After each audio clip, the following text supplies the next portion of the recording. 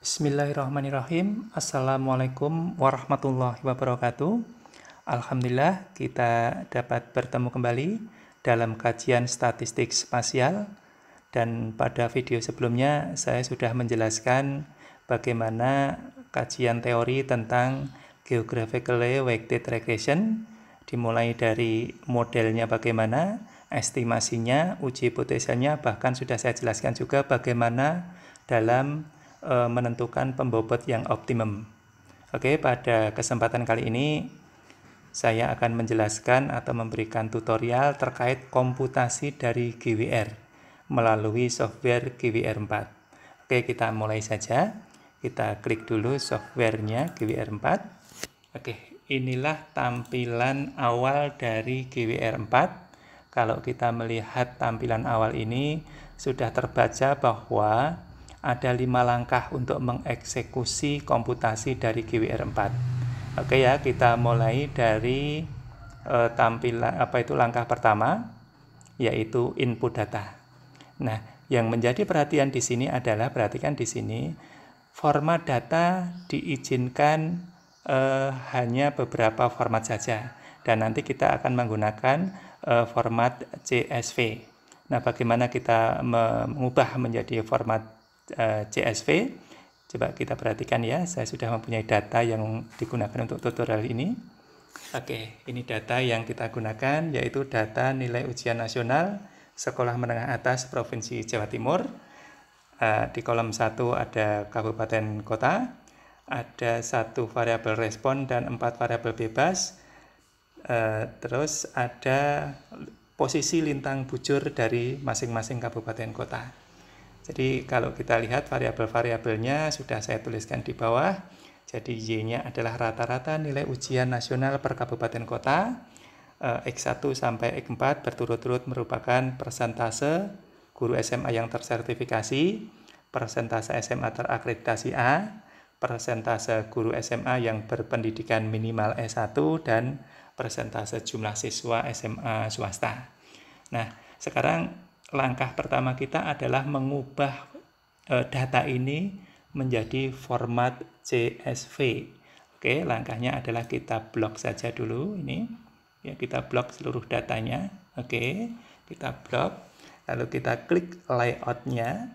Oke, selanjutnya convert to text. Oke ya, convert to text. Nah, ini ada pilihan, ada paragraph mark, ada tab, ada semikolon, ada other. Nah, kita pilih yang other saja. Di sini sudah defaultnya ada koma ya ini. Oke, dibiarkan saja, kita klik OK. Nah, di sini kita sudah mempunyai data yang dipisahkan oleh tanda koma. Perhatikan di sini ada kabupaten kota, koma, Y, koma, X1, koma, dan seterusnya. Oke ya, kita copy saja ini, copy. Kita buka Excel, kita masukkan di Excel.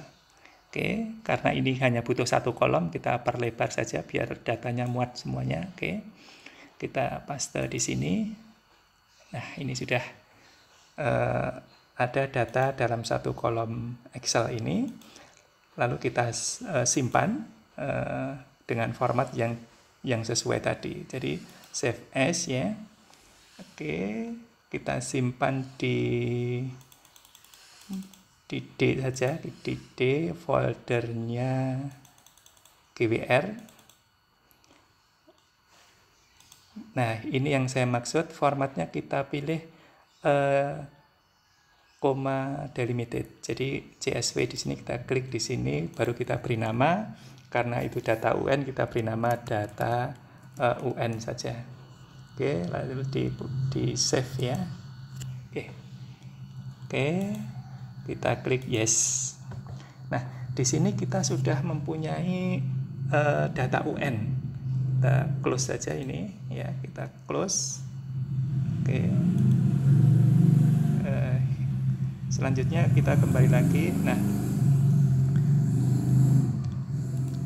untuk pemasukan data, jadi yang pertama ini ada title tag. Kita bisa menuliskan, ini optional ya, bisa dituliskan, bisa tidak. Kita tuliskan saja ini data UN. Oke, atau analisis data UN. sebagai judul dari data ini. Selanjutnya di sini bisa dituliskan atau memasukkan data yang kita simpan tadi, ya browse, kita masukkan di sini. Ternyata di D GWR ada data UN, kita masukkan, open, oke. Nah, formatnya sudah ya. Kalau ini kita open, nanti di sini number of file akan muncul banyaknya kolom yang digunakan tadi, dan number of area adalah banyaknya baris. Oke ya, menunjukkan bahwa datanya sudah masuk ke dalam software atau sistem ini. Oke ya, kita klik open. Oke, ternyata ada 8 kolom dan 38 baris. Oke ya, kalau mau memastikan datanya apakah sudah masuk, kita klik view data di sini ya. Oke, nah, ternyata data kita sudah masuk ya. Nah, langkah pertama selesai. Untuk selanjutnya kita ke langkah yang kedua, yaitu model. Kita klik saja model. Di sini kita diminta untuk memasukkan beberapa variabel yang terkait dalam analisis ini. Yang pertama ID key-nya. ID key-nya optional ini, tapi kita klik saja karena kodenya kabupaten kota, kode wilayahnya. Kita klik kabupaten kota, kita masukkan di ID key-nya. Selanjutnya, X koordinat itu menunjukkan longitude-nya atau lintangnya. Kita buka longitude-nya, kita klik di sini. Terus ada latitude, kita klik di sini. Oke ya. Nah, sekarang permasalahannya begini, kita memilih projected atau spherical. Karena kita menggunakan lintang bujur, maka kita menggunakan spherical. Oke ya. Nah, terus untuk model settingnya, kita bisa menggunakan Gauss, Poisson, atau logistik tergantung data kita. Jadi ketika data kita Y-nya nilai UN yang berdistribusi normal, sehingga kita analisisnya pakai GWR, maka kita pilih Gaussian. Beda lagi ketika nanti variabel responnya berdistribusi Poisson, sehingga kita bekerja dengan GWPR, Geographically Weighted Poisson Regression. Kita bisa klik Poisson ini. Oke ya, jadi karena GWR kita menggunakan Gaussian. Nah, optionnya kita, karena data kita tidak perlu distandarisasi ya, maka kita ini tidak usah diklik. Geographically variabilitas ini saya kira perlu untuk diklik. Nah, di sini ada variable selection yang mungkin saat ini kita belum memanfaatkan untuk seleksi variabel bebasnya. Nah, untuk bagian berikutnya adalah variabel bebas. Kita pilih Y-nya sebagai variabel bebasnya dan seluruh X-nya sebagai independent variabel, tapi kita masukkan di lokal. Karena kita tidak mix dengan yang global, nanti bisa jadi kita mix GWR gitu ya. Oke. Nah, selesai langkah kedua. Langkah ketiga adalah kita menentukan pembobotnya di step 3, yaitu pembobotnya. Nah, pada video kemarin saya sudah menjelaskan banyak sekali jenis pembobot yang bisa digunakan.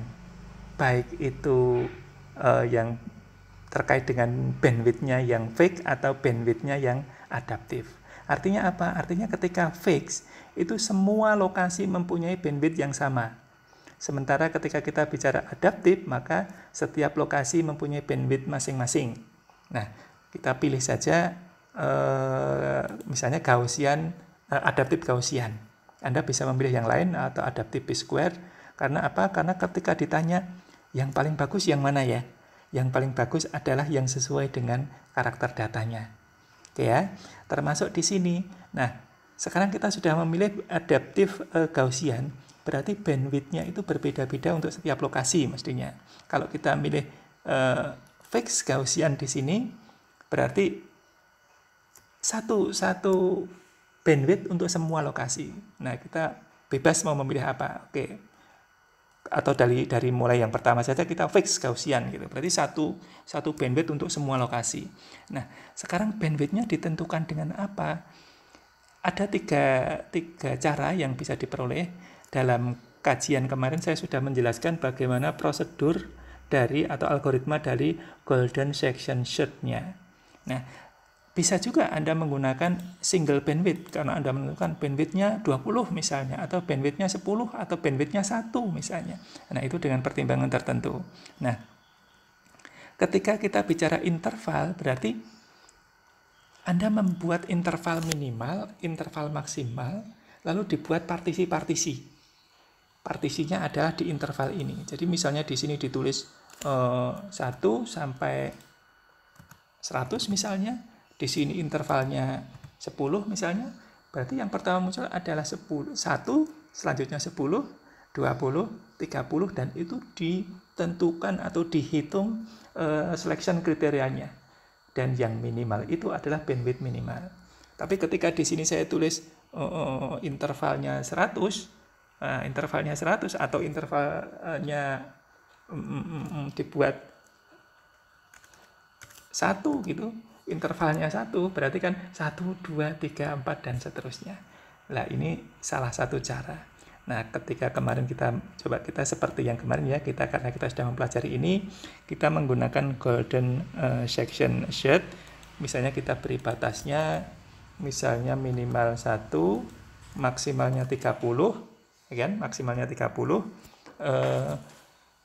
Kita menggunakan kriterianya, kalau kemarin kita ada menjelaskan hanya 2 saja, yaitu CV dan GCV.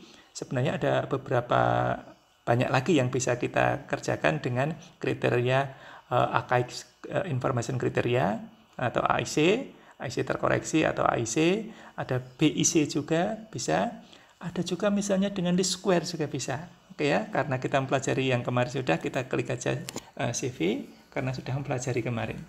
Oke, jadi kita menggunakan golden section assert dan itu. Nah, untuk berikutnya langkah ketiga selesai, dan langkah keempat ini langkah yang paling sederhana, hanya diminta untuk menentukan lokasi di mana Anda nanti untuk menyimpan hasil.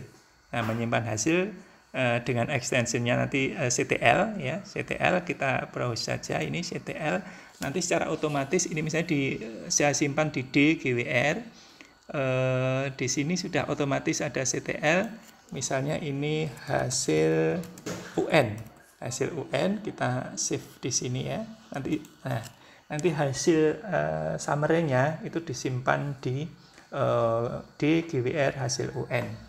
Oke ya, dan yang terakhir adalah kita eksekusi dari apa yang sudah kita masukkan datanya tadi. Kita klik saja eksekusi di sini. Oke, inilah hasilnya, dan kita bisa melihat di sini hasilnya. Oke, hasilnya. Nah, sebenarnya yang pertama ini kita lihat semi-parametric geographically weighted regression. Ini sudah menunjukkan informasi dari softwarenya saja. Terus selanjutnya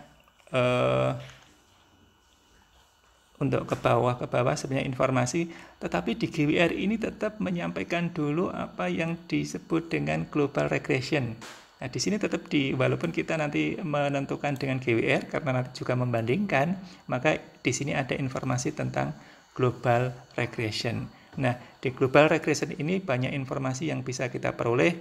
Misalnya di sini ada residual sum of square dan seterusnya. Di sini mungkin yang lebih bisa kita peroleh dengan mudah di sini. Nah, inilah R square. Nilai R square inilah yang nanti bisa menjadi pedoman mana yang lebih baik antara GWR dengan global regression. Nah, di sini R square-nya kalau kita lihat ada 61%, sekitar 61% ya, dengan CV-nya 14, AIC-nya ada 206, ya, 206. Nah, kita ke bawah. Nah, di sini yang kedua adalah hasil uji parsialnya. Hasil uji parsialnya dari regresi global untuk masing-masing variabel. Ini nilai estimasinya, estimasi beta, ini standar errornya, dan ini nilai T hitungnya.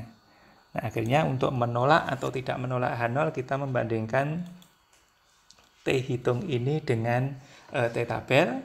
Kalau memang T hitung lebih besar dari T tabel, maka H0 ditolak. Artinya ada pengaruh signifikan antara variabel yang dimaksud terhadap variabel responnya. Oke ya. Nah, selanjutnya apa? Selanjutnya analisis GWR-nya dilanjutkan untuk analisis berikutnya. Jadi tadi sudah disebutkan di sini bandwidth-nya kita batasi tadi ya, antara 1 sampai 30 dengan metode Golden Section Search ya. Ini iterasi-iterasinya, dan ternyata iterasinya cukup banyak dan diperoleh base bandwidth size-nya ada 30. Oke ya. 30 dengan CV minimalnya 13 ya kan. Nah, terus ini informasinya, informasi tentang koordinat.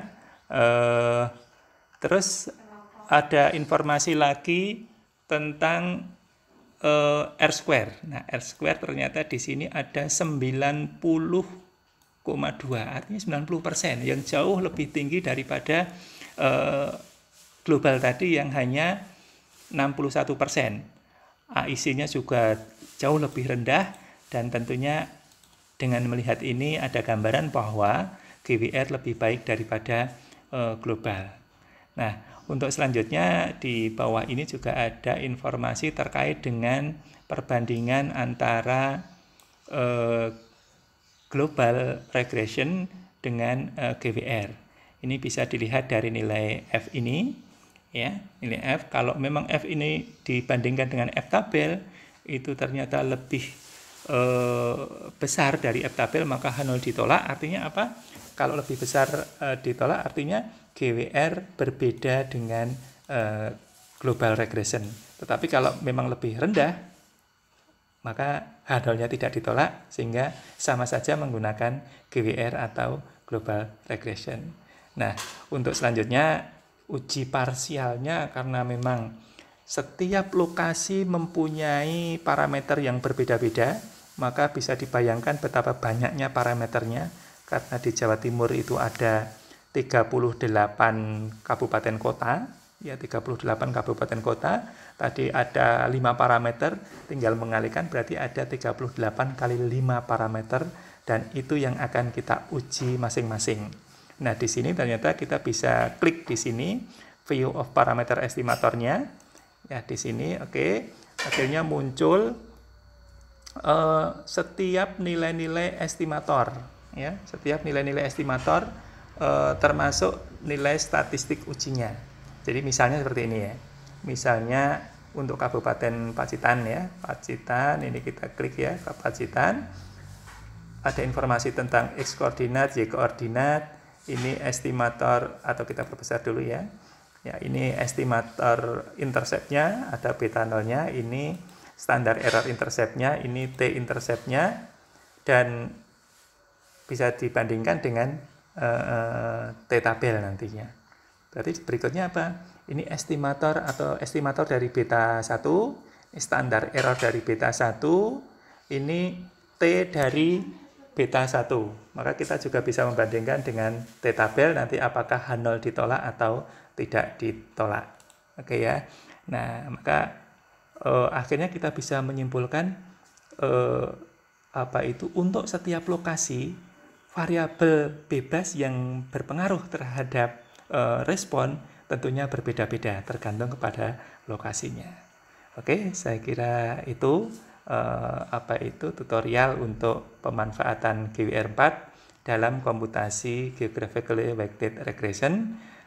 Semoga bermanfaat. Kita tutup. Assalamualaikum warahmatullahi wabarakatuh.